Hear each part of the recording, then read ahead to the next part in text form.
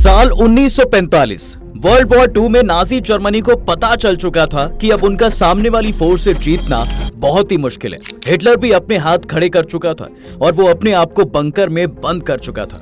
Nazi army को पता था कि अब सोवियत यूनियन उनके साथ क्या करेगी और अपनी जान बचाने के लिए उन्हें जर्मनी से उसी वक्त भागना था। कुछ आर्मी ऑफिसर्स तो युद्ध खत्म होने से पहले ही अपने ग्रुप से भाग रहे थे, क्योंकि वो बीच युद्ध में ही जान गए थे कि हिटलर के पास अब कुछ बचा नहीं है और उनके इस आर्मी से जैसे तैसे निकलना है। जो आर्मी से भाग रहे थे उनमें से कुछ तो नाजी आर्मी के हाथों पकड़े गए, जिनको तभी ऑन स्पॉट मार दिया जा रहा था, और कुछ ऐसे थे जो छुप छुपा के जैसे तैसे अपनी जान बचा के निकल पाए। मगर ये सब जा कहां रहे थे? क्या था वो सीक्रेट हाइड आउट प्लेस जहां ये भाग रहे थे? क्या ये अपनी जान वहां बचा पाए? इस मैप को अगर ध्यान से देखेंगे तो ये मैप है वर्ल्ड वॉर 2 के यूरोप का। सोवियत यूनियन ने जर्मनी के आसपास के एरिया को घेर लिया और अब नाजी जर्मनी का जो सोल्जर उन्हें दिखाई दे रहा था उसको तभी मौत के घाट उतार दिया जा रहा था। नाजी जर्मनी के सोल्जर्स इसलिए भी परेशान थे क्योंकि उनको ये बोल दिया गया था कि ये वॉर उनकी वजह से हारे और अब उनकी जान उनके ही हाथों में, और टॉप ऑफिशियल्स अब कुछ नहीं कर सकते। हिटलर और उसके टॉप लीडर्स अपने भागने की तैयारी में व्यस्त थे और उनको पता था कि अगर वो यहाँ पर रुके तो जो भी टॉर्चर उन्होंने अब तक किया है उसका दंड उनको जरूर मिलेगा। कोर्ट में ट्रायल्स भी होंगे और उनको सजा जरूर मिलेगी। वैसे तो ये सोल्जर्स जर्मनी के आसपास की कंट्रीज में पनाह ले सकते थे, पर यहाँ पर नाजीज के खिलाफ वैसे ही लोगों में गुस्सा था और उनके साथ वहाँ पे कुछ भी हो सकता था। इसलिए उन्होंने एक प्लान बनाया और वो जर्मनी से अटलांटिक ओशन पार करके पहुंचना चाहते थे, एक लैटिन अमेरिकन कंट्री अर्जेंटीना। मगर क्यों इन्होंने अर्जेंटीना को ही चुना और यहाँ क्या हुआ इनके साथ? 1939 में वर्ल्ड वॉर 2 की शुरुआत से पहले ही अर्जेंटीना ने यूरोपियन वॉर्स में न्यूट्रलिटी की एक लंबी परंपरा पहले से ही बनाए रखी थी, जिसे 19th सेंचुरी के बाद से सभी मेजॉरिटी ऑफ पॉलिटिकल पार्टीज द्वारा बरकरार रखा गया था और इसका बचाव भी किया गया था। इसका एक मेन रीजन था अर्जेंटीना की इकोनॉमिक पोजीशन, क्योंकि उस वक्त वो वर्ल्ड की लीडिंग एक्सपोर्टर या फूड स्टफ्स और एग्रीकल्चर प्रोडक्ट्स का पूरे यूरोप में और स्पेशली यूनाइटेड किंगडम का। 19th सेंचुरी के मिड आते आते ब्रिटेन और अर्जेंटीना के बीच रिलेशंस काफी मजबूत थे और दोनों देशों के बीच बड़ी मात्रा में ट्रेड बढ़ता जा रहा था। ब्रिटेन भी अर्जेंटीना की मदद उसके रेल रोड्स और बैंकिंग सेक्टर में कर रहा था। इस न्यूट्रल पॉलिसी की वजह से फूड सप्लाई ब्रिटेन को वर्ल्ड वॉर 1 में भी मिलता रहा और इस वजह से ये जर्मनी के खिलाफ जर्मन यू बोट कैंपेन में लड़ पाए। इसके साथ साथ जर्मन और इटालियन इन्फ्लुएंस भी अर्जेंटीना में स्ट्रांग था और ये ग्रो इसलिए भी कर रहा था क्योंकि इनके बीच इंटर वॉर ट्रेड और इन्वेस्टमेंट बढ़ रही थी और यहाँ पे दोनों कंट्रीज के इमिग्रेंट्स की काफी पॉपुलेशन पहले से थी।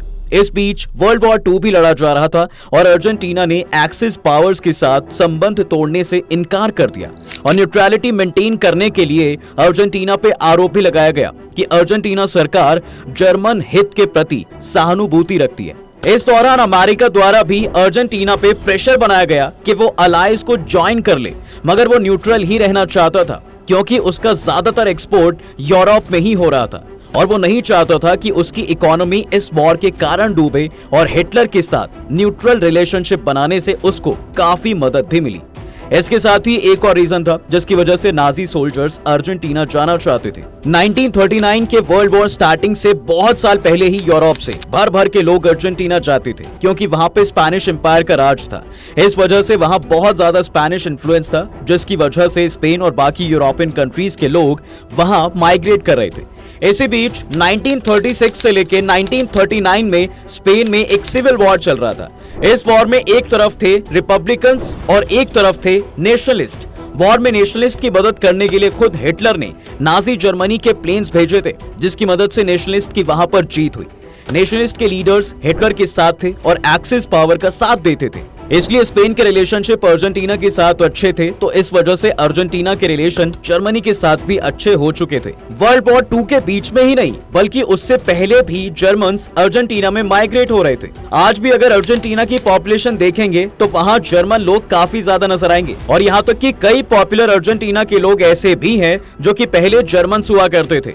नाजीज की अर्जेंटीना में एंट्री का श्रेय एक ऐसे व्यक्ति को भी जाता है जो हिटलर और उसके जैसे लोगों की आइडियोलॉजी को फॉलो करता था और उसके हिसाब से ये लोग बहुत महान लोगों में उसके लिए काउंट होते थे। इस व्यक्ति का नाम था युआन डोमिंगो पेरोन। जो कि 1939 से लेके 1941 तक इटली में था और ये अर्जेंटीना के मिलिट्री को वहां रिप्रेजेंट कर रहा था। 1944 में अर्जेंटीना में मिलिट्री कॉप हो जाता है और सरकार से सब कुछ छीन लिया जाता है। इस बीच यॉन पेरोन को अर्जेंटीना का वाइस प्रेसिडेंट बना दिया जाता है और इसी वजह से नाजी लोगों को अर्जेंटीना में एंट्री मिलती है, क्योंकि इसके हिटलर और नाजी लोगों के साथ काफी अच्छे रिश्ते इटली के समय से थे। फिर 1946 में यही आदमी वहां का प्रेसिडेंट बन जाता है और अब इसके पास पूरी पावर आ जाती है और नाजी लोगों के लिए भी खुशी का एक माहौल बन जाता है। वैसे तो सेकेंड वर्ल्ड वॉर में अर्जेंटीना अपने आप को न्यूट्रल बता रहा था, मगर जैसे जैसे वॉर खत्म होने की कगार में था उस वक्त इन पे अमेरिका प्रेशर बना रहा था, जिसकी वजह से वॉर खत्म होने के मात्र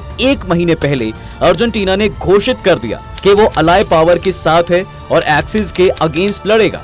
मगर यॉन पेरोन भी एक चालाक बंदा था और ये सब उसने बस अमेरिका को दिखाने के लिए ही किया था और नाजी आर्मी के टॉप ऑफिशियल्स को कह दिया था कि वो उनको अपने देश में एंट्री देके ही रहेगा। 1945 में मई के महीने में जर्मनी सरेंडर कर देता है और पूरे यूरोप में वॉर खत्म हो जाता है।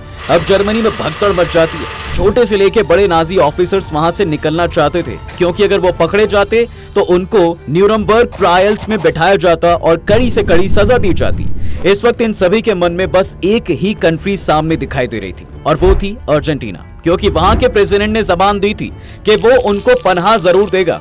ऊपर से उसको ऐसे टॉप नाजी ऑफिशियल्स भी चाहिए थे जो कि उसकी कंट्री को चलाने में मदद कर सके और वैसे ही उसकी आइडियोलॉजी उनके साथ काफी मिलती जुलती थी। इसलिए यॉन पेरोन ने इन्हें अर्जेंटीना में घुसाने का एक तगड़ा प्लान बनाया, जिसको नाम दिया गया रेड लाइन्स। वर्ल्ड वॉर 2 के बाद हजारों नाजी युद्ध अपराधी रेड लाइन की मदद से ही न्याय से बच गए, जिसको वेटिकन, साउथ अमेरिकन पॉलिटिशियंस और कभी कभी अमेरिकी जासूसों द्वारा बचाया गया था। यॉन पेरोन को पहले से ही काफी लोग एडमायर करते थे और सीक्रेट सर्विस एजेंट्स के साथ उनके काफी अच्छे रिलेशनशिप्स थे। इसके अलावा पेरोन का मानना था कि न्यूरमबर्ग ट्रायल्स आर्मी की इंसल्ट है और नाजी साइंटिस्ट, इंजीनियर्स और परमाणु विशेषज्ञों को अर्जेंटीना में लाने की मांग की।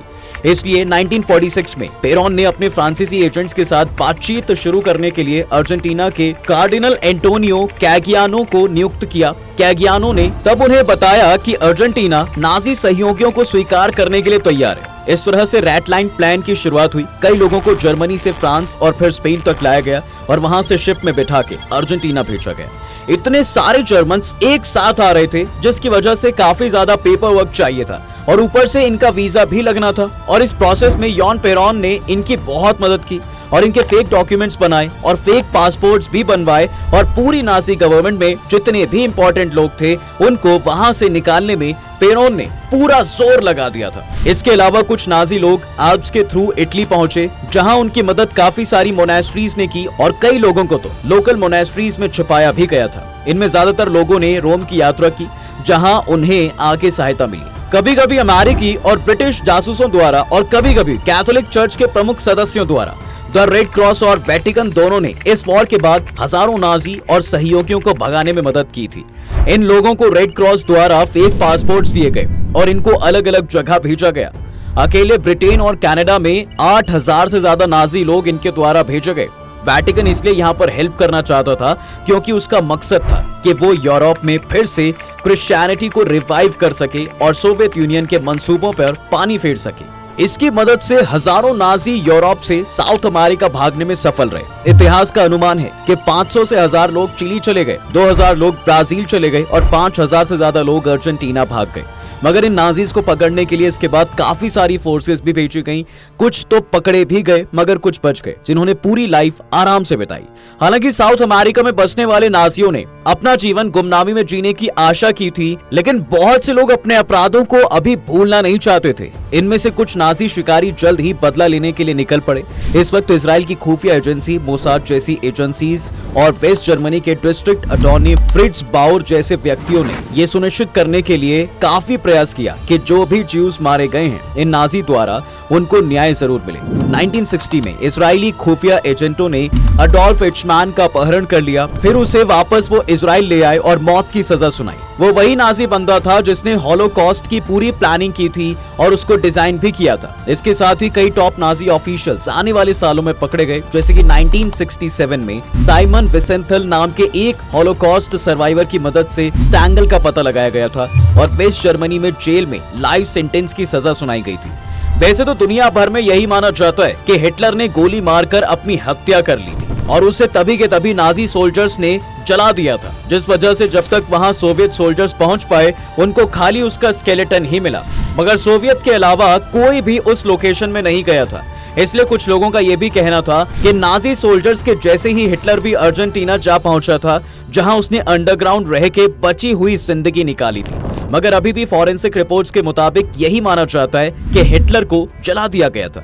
अब ये कितना सच है या नहीं इसका तो पता नहीं, मगर अर्जेंटीना में गए काफी नाजी आज भी जिंदा हैं और एक नॉर्मल जिंदगी जी रहे हैं। तो ये थी दोस्तों नाजी सोल्जर्स और गवर्नमेंट के लोगों के अर्जेंटीना में भागने के रीजंस। आपको क्या लगता है, इन सारे भगोड़े नाजीज को सजा देनी चाहिए थी या नहीं? कमेंट करके जरूर बताइए। तब तक के लिए हम आपसे विदा लेते हैं। जल्द हाजिर होंगे एक नए इंटरेस्टिंग टॉपिक के साथ। अगर ये वीडियो पसंद आया तो इसे अपने दोस्तों के साथ शेयर कर दें और हाँ, वीडियो को लाइक करना ना भूलें। और अगर आपने हमारे चैनल को अभी तक सब्सक्राइब नहीं किया है तो वो भी कर दें। साथ ही बेल आइकॉन प्रेस करना बिल्कुल ना भूलें ताकि हमारी वीडियो आप तक जल्द से जल्द पहुंच सके।